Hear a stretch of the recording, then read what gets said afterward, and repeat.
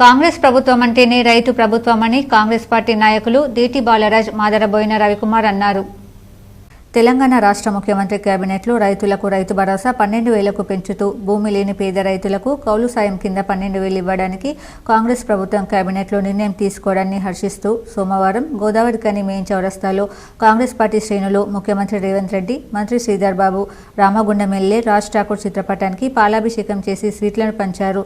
ఈ సందర్భంగా దీటి బాలరాజ్, రవికుమార్ మాట్లాడుతూ కాంగ్రెస్ పార్టీ ఎన్నికల సమయంలో ప్రజలకు ఇచ్చిన హామీలను ఒక్కొక్కటిగా నెరవేరుస్తూ వస్తుందని, ఇది ప్రజాప్రభుత్వమని అన్నారు. రైతు భరోసా, కౌలు రైతులకు సంవత్సరానికి 12,000 రూపాయలు, కొత్త రేషన్ కార్డులను ఇవ్వడానికి కేబినెట్ నిర్ణయం తీసుకోవడాన్ని ప్రజలంతా హర్షిస్తున్నారని అన్నారు. మొన్నటి పార్లమెంట్ ఎన్నికల్లో మాదిరిగానే బీఆర్ఎస్ పార్టీకి స్థానిక సంస్థల ఎన్నికల్లో, మున్సిపల్ కార్పొరేషన్ ఎన్నికల్లో చావుదెబ్బ తప్పదని హెచ్చరించారు.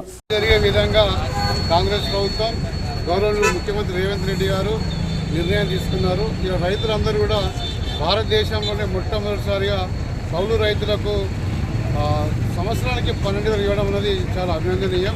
ఏ ప్రభుత్వం కూడా చేయలేదు. కాంగ్రెస్ ప్రభుత్వం అంటేనే ప్రజలకు మేలు చేసే ప్రభుత్వం. తప్పకుండా రేవంత్ రెడ్డి గారి నాయకత్వంలో, మంత్రి శ్రీధర్బాబు గారి నాయకత్వంలో, స్థానిక ఎమ్మెల్యే రాజ్ ఠాకూర్ మక్కా సింగ్ గారి నాయకత్వంలో సంవత్సర కాలంలోనే కని విని ఎరగని పనులు జరుగుతూ ఉన్నాయి రాష్ట్రంలో. తప్పకుండా ప్రతిపక్ష పార్టీలు ఏదైతే మాట్లాడుతూ ఉన్నారో వాళ్ళకి నిజంగా మొన్ననే చావుదెబ్బ అయింది పార్లమెంట్ ఎన్నికల్లో. ఇప్పుడు రాబోయే స్థానిక ఎన్నికల్లో కూడా తప్పకుండా కాంగ్రెస్ పార్టీ ఘన విజయం సాధించి కార్యకర్తల కృషితోటి రేవంత్ రెడ్డి గారి నాయకత్వంలో, శ్రీధర్ గారి నాయకత్వంలో, ఎమ్మెల్యే గారి నాయకత్వంలో తప్పకుండా ఈ ప్రాంతంలో కూడా అన్ని స్థానిక సంస్థ ఎన్నికల్లో తప్పక విజయం సాధిస్తారు.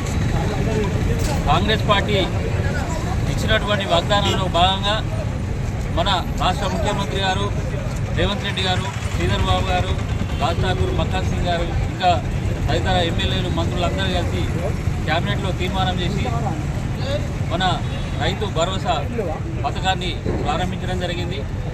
వాళ్ళు టీఆర్ఎస్ వాళ్ళు ఇచ్చిన దానికంటే మనము 4,000 రూపాయలు ఎక్కువ ఇచ్చి రైతులను ఆదుకునే విధంగా మనం ప్రయత్నం చేస్తున్నాం. అదేవిధంగా ఈ కార్యక్రమంలో కులిపాక సుజాత, కౌటం సతీష్, గట్ల రమేష్, కళ్యాణి సింహాచలం, చుక్కల శ్రీనివాస్, బాబుమియా, మద్దెల శ్రీనివాస్, పూసాల శ్రీనివాస్, యోగేందర్, ధూళికట్ట సతీష్, మాలిమధు తదితరులు పాల్గొన్నారు.